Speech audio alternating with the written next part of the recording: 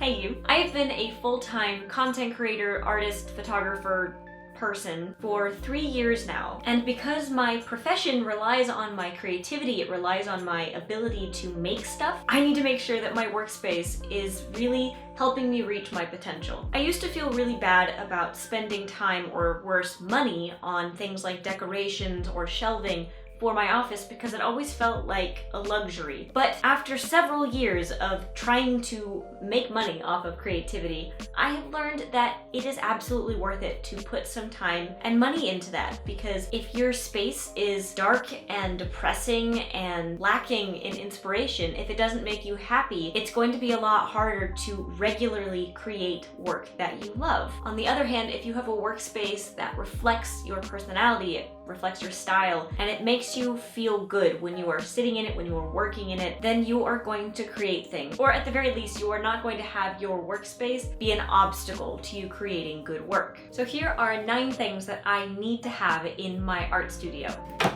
The first thing I need is workspace. At my old apartment, I had one little desk that was only about 40 to 45 inches long. This desk and its twin right behind me are both 60 inches long, which is 5 feet, and I don't know, 2.5 feet deep. They're really deep, really big desks. When you're painting and whenever you're filming yourself painting, you need lots of space because you need to have the paper, you need to have the paint brushes, jars of water, paper towels, the camera on its tripod, maybe a microphone. It takes up so much space, and it just wasn't cutting it on that little tiny desk. So I have 2 desks. This desk has just my computer and a couple various plants, so it's really minimalist and it allows me to focus on whatever I'm doing on my computer. And this desk is my art desk. I have pens of all kinds, my paintbrushes, a ton of stuff over here so that I can sit down and create without having to unpack everything, only to pack it up again as soon as I'm done. Must have number 2, plants.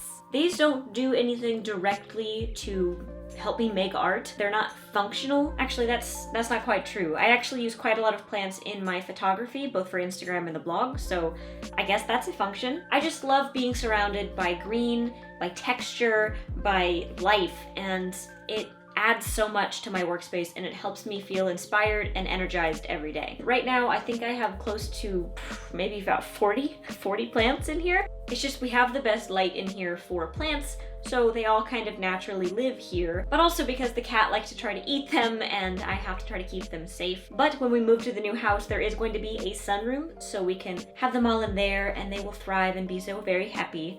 But at the end of the day, I will still have a few plants in my office because, like I said, they are a must-have for my creative space. Something else that kind of goes in line with the whole plants thing is that I really need some kind of art and beauty in my office.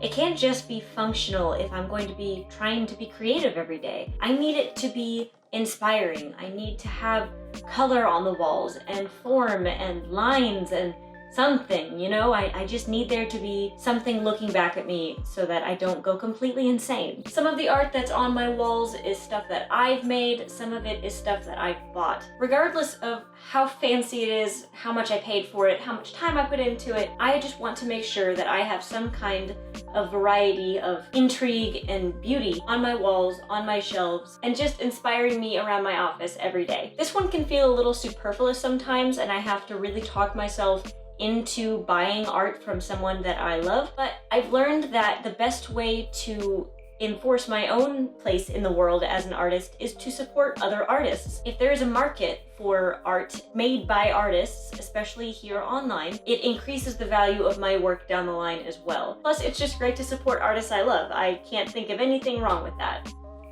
Something else that I need is some kind of a large, easy to see calendar. So I have taken a dry erase board that I just kind of had lying around, used thin washi tape and made all of these different boxes so that I could easily fill in every new month as it comes around, erase it if the month ends, and be able to write down anything like deadlines or important dates. Anything that I need to keep an eye on in my work goes on here. And this makes it much easier to just not be surprised by deadlines because it's written right here and it's not something that I need to check within the bounds of some kind of a journal or planner. Plus, I'm not gonna lie, I often forget what day it is, so having something that I can reference really easily is pretty ace. Another thing that I need to have in my creative space is a prop shelf or somewhere to put my props, because I like having a bunch of props for my Instagram shots, my photography. If I just let them sit on my desk, they clutter the space up like crazy. So having a dedicated space where I can put them when I'm not using them is essential to making sure that I can do my job efficiently without completely destroying my workspace. I also need really good light, because a lot of times if I just rely on windows or something, it casts shadows. If I just rely on the light bulb that's in the ceiling fan, it's really yellow and warm. So I like having a really good light that is able to adjust in brightness and also able to adjust in warmth, which is pretty neat. Besides just light for functionality, I also really like having a couple strings of fairy lights for ambiance whenever I'm in a really good art session and I just want to really amplify that creative vibe. So I have one on both desks that I like to turn on whenever I'm working, especially if I'm working late at night. One of the newest additions to my studio is my Timular. The Timular ZEI is the name of this little device, and it is a software and hardware piece that help me track my time. There are 8 sides, and I have written with a little pen that came with on each side one of the activities that I tend to spend my time on, like filming, photography, admin, meetings, writing, and then I have a little special project one over here for anything that doesn't really fit in one of those. So right now it is on filming, and I set it on the table like this so that the filming side is facing up, and it tracks how long I do that until I move it to a different side. So say if I want to check my emails, I move it to admin and I let it sit like that, and it starts tracking automatically on my computer. This is essential for me because, particularly with art, I am really bad at judging how long something takes, which if I'm trying to evaluate how much I need to dedicate to a project, how much time and energy I need to put towards something like making a video. In the past, I would have absolutely no way of really guessing that. I would just kind of do it and get really wrapped up in the project, and then I would be done, and I would really be none the wiser as to how long I took. I got this a while back to help me manage that and actually get a really good read on my time. And I've really enjoyed it so far. I've had it for maybe 4 months now, maybe since the new year. I'm not really sure when I got it, but John and I both have one and we both use it, and I really like it. This is not sponsored, by the way. They have not reached out to me. I paid for this myself. Having something like this to help me track that time and plan my future better is totally invaluable. So this is definitely a thing that I really need to have moving forward. One thing that I absolutely need to have in any workspace at all is somewhere to put all of my journals and sketchbooks and other various paper notepads and stuff. I have 2 bookshelves right here that do a marvelous job of keeping all of my stuff in some semblance of order, although it still is kind of a hot mess. But I've got used bullet journals, used morning pages journals, sketchbooks in use, sketchbooks I haven't touched yet, books, binders, boxes, other various storage. But I need to have some kind of paper in some kind of binding so that when inspiration strikes or I need to get to work right away, I can reach for it and have it be there quickly with no fuss. Last but not least, I need some kind of drink with me at all times in my studio. Sometimes it's water, sometimes it's tea, sometimes it's coffee, sometimes it's Mio water. I can't seem to do anything unless I have a drink with me. It's some kind of a weird complex. Sometimes I even have multiple at the same time, and I collect this large collection of cups and mugs and bottles. So I don't know what that says about me. But I definitely need to have some kind of hydration liquidation station in my workspace. Speaking of which, I'm out.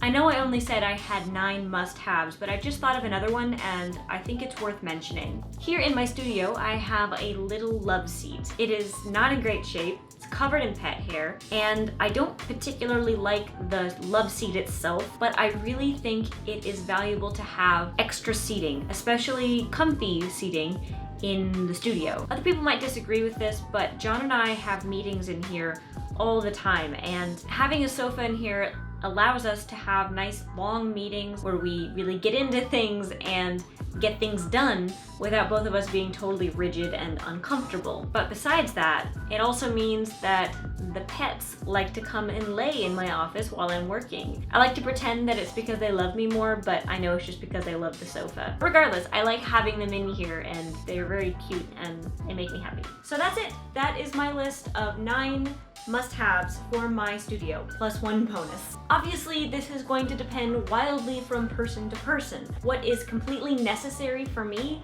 might get in someone else's way, distract them, or bring them down. Someone might feel stressed about having too many plants to take care of, or they cause too much clutter. Every artist, every creative is going to have their own unique perspective and their own unique needs to be their best selves, reach their fullest potential, and make the best art that they can. And who knows, I'm going to be moving in like a month, and I don't know what I might need at this new place. There might be things that I decide I don't need anymore because the new space might provide something completely different. Or I might learn that there are certain things that I need to incorporate into my new space because it's lacking in a certain way, or it presents some kind of an obstacle that I can't even imagine yet. Basically, it's not a complete comprehensive list of what you need to have in your office. This is just me, my perspective, my experiences, take it with a grain of salt. But hopefully you can find some inspiration with this. You can see that it is worth it at the very least to invest in your space and put some effort into making it yours, making it